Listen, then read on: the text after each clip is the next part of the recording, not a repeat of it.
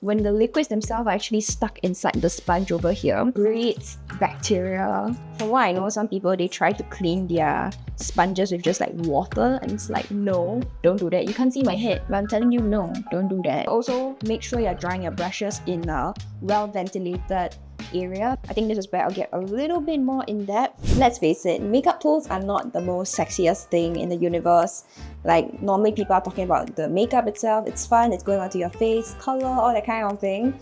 But makeup tools can go a really long way in helping how your makeup will look on your face, the application, whether it goes smooth or not, that kind of thing. So I'm a huge believer in taking good care of your makeup tools. So today I'm going to show you guys the do and don'ts of how to wash and care for your brushes as well as your sponge. I have a couple of dirty sponges here as well. So without further ado, let's get into it. Okay, we do not talk about my pants for today because I'm in my homeware, alright? But I'm gonna show you guys, this is what I'm dealing with right now. So let's start off with the brushes themselves. Actually no, let's start off with the sponges. The sponges are actually the easiest to clean. So these are my dirty makeup sponges, as you can see, really nasty. What I usually like to do is, I will actually wet them first, right over here. Just make sure to get in there. And then the sponge cleaner that I actually recommend is this one from Kose, the Sponge Cleaner EX. I actually got this when I was in Japan, and normally what I'll do is I would just pour some over here, and I will just make sure to really get in there. And as you can see, the more if you try to like work the product into the sponge, all the foundations, the liquid blushes will actually come out. And then afterwards, I just run it under the water over here. And make sure you squeeze everything like really tightly, because sometimes you think, oh, I'm just gonna squeeze like lightly like this and there's nothing coming out. But sometimes when you squeeze hard enough, all the suds actually come out again. So this is to make sure that, you know, your sponges are washed properly. As long as you're seeing like soapy suds come out, you just gotta keep squeezing the product out. When I first started off with like cleaning my sponges, right, I thought of using something like a hand soap like this would be good enough. But hand soaps like this, sometimes they leave residue inside the sponge, and there's just this very like grimy, slippery feeling, and it doesn't feel good. It really doesn't. So that's why I'm a huge firm believer of like, okay, you can just get a dedicated like sponge cleaner like this. This actually cleans really well. I think it was only like what, 8 Singapore dollars if I'm not wrong. It was really affordable, so I really like that. And this sponge is more or less clean already. Definitely, oh nope, you can see there's still a little bit of suds. So I'm just gonna keep cleaning it. I think that's the tedious part, or in Singapore slang, the leceh part. And as you can see, this sponge is pretty clean right now. Like, obviously with wear and tear, with repeated use, the edges won't be as, you know, clean as compared to this side over here. But you know what? As long as you get multiple users out of your product in this economy, I think it's worth it. I mean, look at the difference between these two sponges. One that is so dirty and one that is clean like this.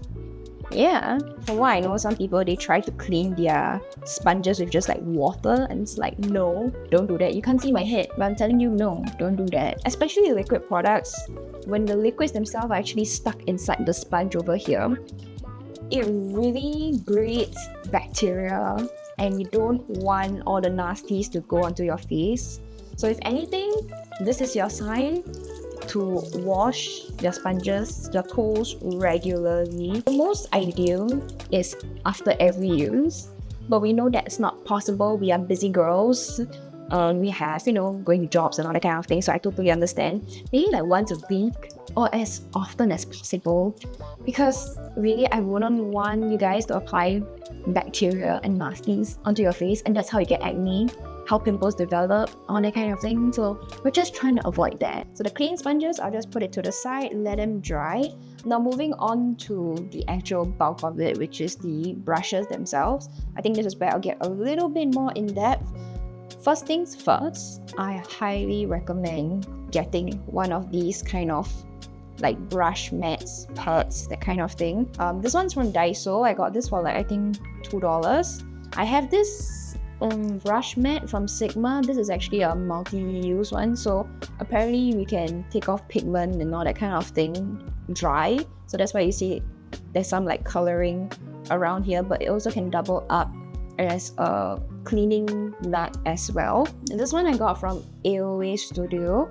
This was like $1, and I like this because there's like little suction cups at the back. So what you can do is you actually can just put it on the side of your sink, and then you can just like take your brush like this and just go in like that, which definitely eases your muscles. You don't really have to strain too much.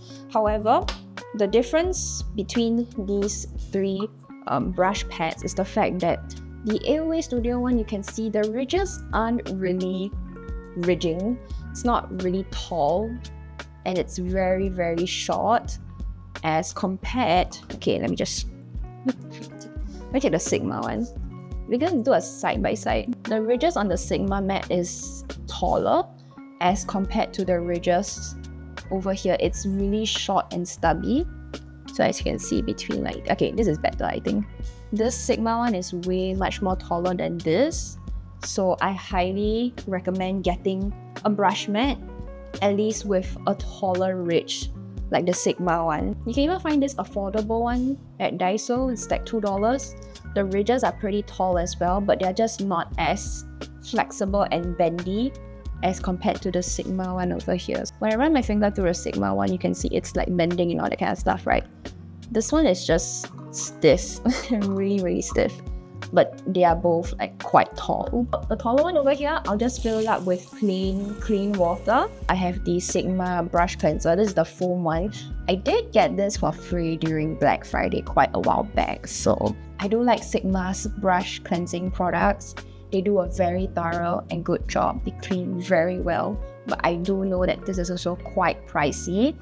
The other alternative that I do use is actually a brush soap. So something like a bar soap. So this one is from AOA Studio. Again, very affordable, under $1. And it looks something like this. As you can tell, I really did put a dent in this. But you don't really have to go out to AOA Studio and get this in particular. I think if you were to get any bar soaps itself that are unscented, so the one I can think of is the Dove bar soap that's unscented, that one. I think that one will be fine as well. Basically, if you're gonna use non-dedicated brush cleanser, look out for something that is soft and gentle enough that a baby can use. That was like my general rule of thumb. I also know that some people, what they do is actually, and I've done this before as well, they actually take micellar water, they pour into a cup, and then they put the brush in and let it soak. I've tried that like once, and yes, it did do a good job in taking out the gunk of whatever's on your makeup brushes. But I realized that it's not really that great to do either, because what happens is when you, example, fill out water, right, and you put the brush inside like that and let it soak, what's gonna happen is that when you leave it in there to soak for so long, right, the gel and glue that is holding the ferrule, is that how I pronounce it, of your brush and the hairs of your brush, it's gonna soften and loosen. So, and then you essentially just ruin your makeup brush. So I don't think it's a good thing to do. So I'm just giving you like a PSA, don't do it. Definitely it makes life easier getting out the makeup gunk, but not at the expense of losing your makeup brush. So this makeup brush is dunked in water already, right? I'm gonna show you the brush cleanser, the foam one from Sigma over here. I actually really like using this little $2.8 brush cleanser. And what I'll do is, when you clean your brush, right, make sure you just work in a circular motion like this. Wait, this is a very awkward angle for me to hold things. Hold on. So your brush is like this, right? What you're gonna do is you're just gonna gently swirl it on the ridges like this. You're not going to just start going at it like that with a lot of force. That will actually ruin the shape and body and the hairs of your bristles as well. So for example, what I mean by that is, example, if your brush had a natural shape, that it's something that is pinpointed accurate like that, when you start to go at it really hard, it will splay out and you come like that. So you just kind of lose the pinpoint accuracy of your brushes. So you don't want that to happen. You may have spent like a lot of money and you want to take good care of your brushes. So treat it like, you know what? You're just cleaning the brush just like this, go back and forth. And you'll see like the pigments on your brush transfer onto the foam itself, because essentially you're just getting rid of all that color. And when you're done removing the pigments, right, you can just dunk it into clean water. You can just swirl your brush. Alternatively, if you don't want to get like a brush mat, or it's not within your budget at the moment, what you can do is you just use the palm of your hand and you just start going at it like this. And obviously there's still like... That's why I recommend getting a brush mat, because you have one that is like soapy like this and one that is clean like this. So what you can do is you can just take the clean brush and just run it through like this. And you can see that this brush is clean now. When you run your finger through the hairs themselves, make sure you don't feel anything that is too soapy or too slippery. So obviously this is a eye blending brush, right? You're just gonna push it back into shape. I had this AOA Studio brush since like, I don't know, 2018. It's been around for a long time, and obviously it's $1, so it's not the most luxe or expensive thing, but it does get the job done. And obviously I want it to keep doing its job, so just gonna treat it with care a little bit more. Now when it comes to drying your brushes, don't put it up standing like this, because what's gonna happen again is that when you leave it standing like this, right, the water that is in the hairs over here, it's going to seep downwards, and it's going to obviously disintegrate or wash away the glue that is holding the hair bristles together over here inside the furrow, right over here. So you don't want that to happen. What you're going to do is you're just going to put it facing downwards. And then you can get one of these brush drying stands. This one is a really affordable one. I think it's under 10 Singapore dollars, somewhere between $6 to $7. And what you're gonna do is you're gonna take this brush, match it obviously to the size of the holder itself, poke from downwards, and you're just going to wiggle its way up. And that's how you let your brush dry naturally. Do not use a hairdryer and blow dry it at your makeup brushes, because that is going to cause heat damage to the hairs of your bristles.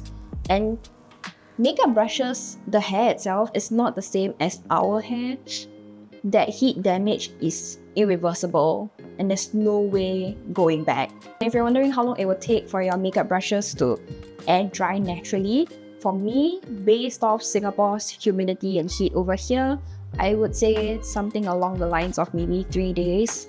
I think 3 days is actually quite a safe time period for the brushes to be dry by then. Also, make sure you're drying your brushes in a well-ventilated area, because for example, if you're going to store all of the makeup brushes in, like example, like a bathroom here where, you know, people are going to shower, there's a lot of humidity, things like that, what's going to happen, it's going to take an even longer time. It's going to take longer than 3 days to dry it because it's constantly wet. So maybe just store it somewhere near a window, maybe the living room, just somewhere that there is just ventilation to it. I'm going to show you guys how I clean one bigger brush like this. So again, same thing, dunk it into clean water over here. Just clean it like this, clean water. I'm just going to squeeze a little bit of the product over here. And because this is a bigger brush like this, right, I'm just going to swirl it like that. And honestly, I prefer a small brush grip brush mat like this, because it's just easier to hold. I can put 2 fingers inside over here, and you can just clean it like this as well. It might look like I'm going like really hard, like this, but I'm not. I'm just really swirling my brush against the ridges itself. And now I'm gonna take the brush, I'm just gonna swirl it in soapy water. Still, sometimes I still have to use running water just to make sure that the brush itself is clean as compared to what it was just now. And now it looks like this compared to just now where it was a lot of, you know, powder foundation on it. Sometimes, just for good measure, if I'm still feeling up for it, what I'll do is I'll run it under water again, and I'll just have one more cleanse just in case for good measure. Yep, into the brush again, try to shape it back into shape. This one lost a little bit of shape already because I had this for also many years. So I'll do is I'll just try to shape it up a little bit better like that. And because the handle of this is a little bit bigger, right, I just go in and hook it in, and yeah, those something like this. As you can see over here, I have a ton of dirty brushes, so I'm gonna wash all of this off camera, and wish me luck, my fingers are gonna turn into prunes, shriveled up and dry. So yeah, I'll see you guys in a little bit. So I might have forgotten to film and show how the actual brushes look like right after it's being dried, but hey, it's been a couple of days and the brushes are dry. It has been, I guess, 4 to 5 days. This one is a 13 brushes that I actually really like, and you can see that it's still a little bit, splayy in a sense. You can tell I really didn't touch it at all. So once like this, I just run my fingers through it, and yeah, that's it. It's back to its original positioning, I guess. The bristles aren't as, splayed out in a sense. So yeah, that's my 13 brushes powder brush over here, and the bristles feel really smooth. Just try and shape it back a little. You can see it's, a little bit uneven on certain parts, also because of boo-boo mistakes that I made as well in the past. So it's still workable. It's not the brush fault, honestly. I made a mistake in the past. So now with all of these brushes over here, I am just going to pluck them out one by one. Alright, this is like holding up a puppy, but it's all my brushes, and these are the brushes that I have that are clean now. So yeah, I'm gonna put this back into my brush pot, and yeah, these are gonna get dirty real fast. So I think in about a week's time, maybe a week and a half, probably have to wash my brushes again. But yeah, these are the brushes, super clean now. A bit of staining going on, especially on the bristles, but it's okay, honestly. Gosh, I really look like a mess today. And my Batman high t-shirt.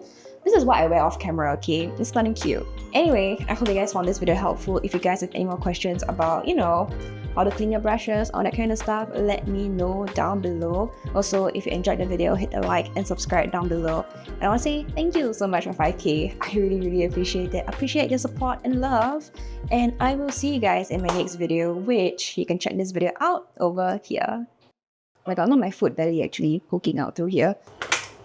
Oh, that just jabbed me in the boob. If you have any more questions about how to, I need to sneeze.